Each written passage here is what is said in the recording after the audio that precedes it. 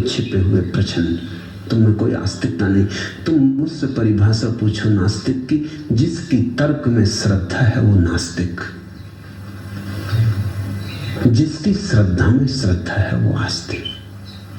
इसलिए परम आस्तिकों ने कोई तर्क नहीं दिए हैं, उनके वक्तव्य सीधे वक्तव्य। उपनिषद सिर्फ कहते हैं ईश्वर है, तुम पूछो क्यों, वो कहते हैं कि क्यों का क्या सवाल है। जानना हो जान लो, न जानना हो मत जानो,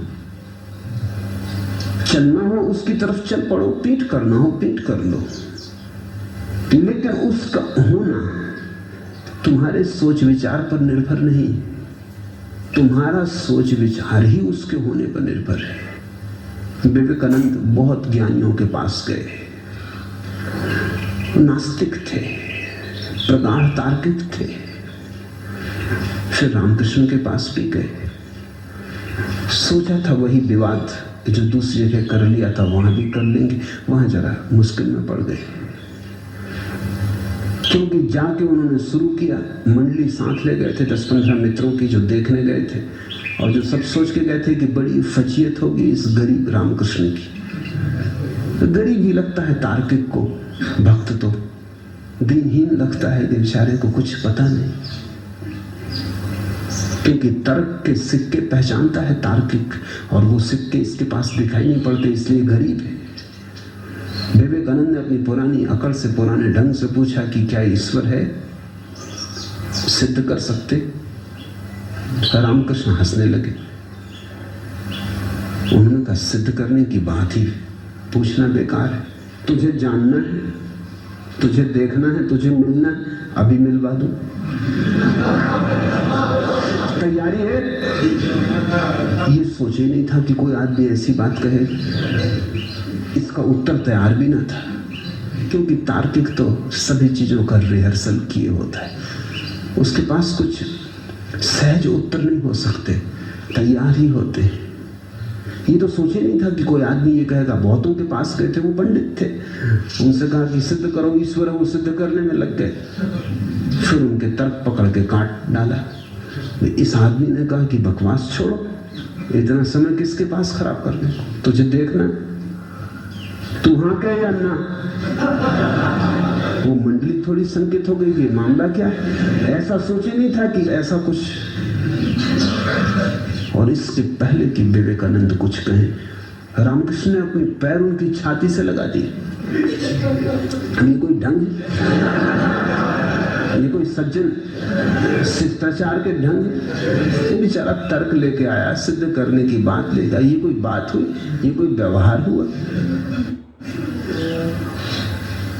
और विवेकानंद बेहोश हो गए, और जब होश में आए तो सारी दुनिया बदल गई थी। भागे, घबरा गए बहुत, ये क्या हो गया, कुछ समझ में ना आए, कुछ का कुछ हो गया। इस आदमी ने कहीं और घसीट के ले गया, किसी और अज्ञात लोक में, चांद तारों के पार कहीं। सारी सीमाएं उखड़ गई, सब विचार वगैरह दूर, बहुत दूर सुनाई पड़ने लगे, अपने ही विचार बहुत दूर सुनाई पड़ने लगे, अपने से ही नाता न रहा, अस्त व्यस्त, डिसओरिएंटेड, जड़ें उखड़ गई, भागने लगे। रामकृष्ण का कहां भागता है, जब भी फिर देखना हो आ जाना।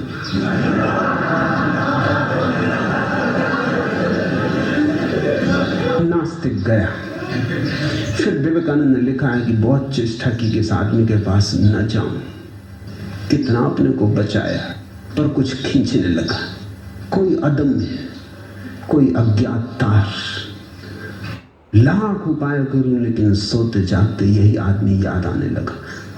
वो चरण छाती पे पड़ जाना, पुराना मर ही गया।